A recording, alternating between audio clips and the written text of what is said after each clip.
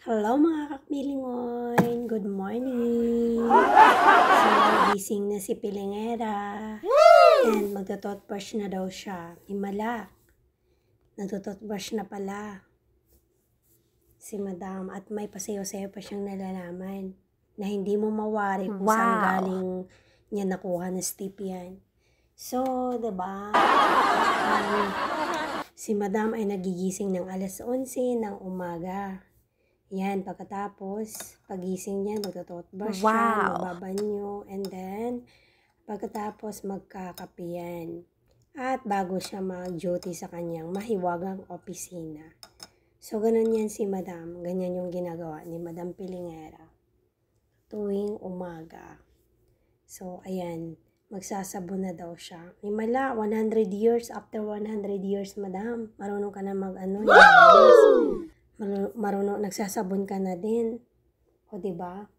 Nakakagulat din yan, Madam. Ang daming bago sa'yo ngayon, ha? Second day of your pagpapanggap, diba? Tapos, ayun, ang daming bago, no? Ang dami kang pasabog. Marami kang pasabog today, Madam. Ayan, happy Sunday nga pala sa lahat ng mga kapilingera natin. Diyan, ayan, nagsimba na ba ang lahat? Yan si Madam, naghihilamos, diba? At hindi ko alam, hindi ko mawari kung bakit ang sexy-sexy ni Madam ngayon, diba? So, diba? Ayan. Pagkatapos ni Madam maghilamos, maglalagayan siya ng cream. So, diba? Ganyan talaga si Madam, no?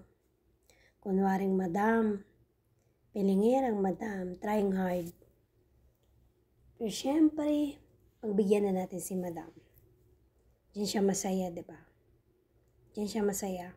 Sana lang talaga masaya siya sa mga desisyon niya sa buhay niya, sa mga pinagagawa niya sa buhay niya ngayon. So, diba? Magkakape na daw yun siya. O, diba? Yan, Madam. Magkape ka na, Madam. Ano yan, Madam? Bakit ganun? Anong pinagagawa mo? O, diba?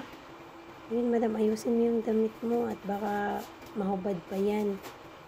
Ayan, mag-viral ka pa. Charis. So, diba? Si Madam nag-job. Diba? So, yan. Nag-ready na yan si Madam sa kanyang kape. Magkakape yan. At gumagamit siya ng milk. O, diba? Yan talaga ang mga Madam.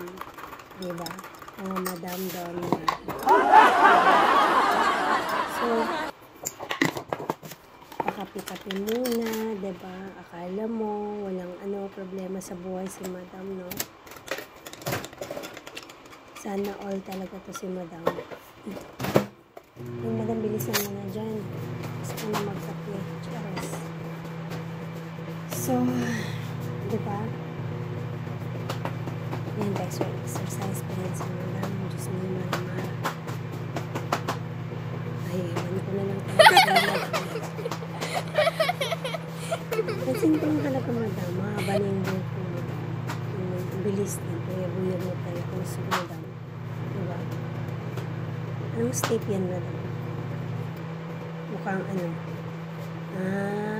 Sumasayaw o nag-exercise? Kung nag-exercise ka, Madam. Ingatan mo na siya, Madam. Tingnan po kung ano safe. Sige lang, Madam. Enjoy mo lang yan. Diba? Desisyon mo yan. Ganyan ka naman talaga, Madam. Pala desisyon ka sa buhay. O, diba? So, hindi ka pa yata sure dyan sa suot mo, Madam. Ako hindi ka komportable. Bakit pa kasi hindi mo na lang tinanggal ng suot dyan? Diba? Dapat pinutong mo na yan,